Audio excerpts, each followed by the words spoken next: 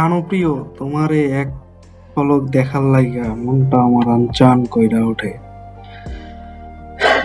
তোমারে কেমনে বোঝাই? তোমারে শুধু তুমি কেমন আছো শোনার জন্য মাথার মধ্যে সবসময় তোমার কথা ঘোরে। তোমারে কেমনে বোঝাই? হয়তো তোমারে বোঝাইতে পারলে সবকিছু শান্ত লাগতো, জীবনটা মানে মনের মধ্যে যে একটা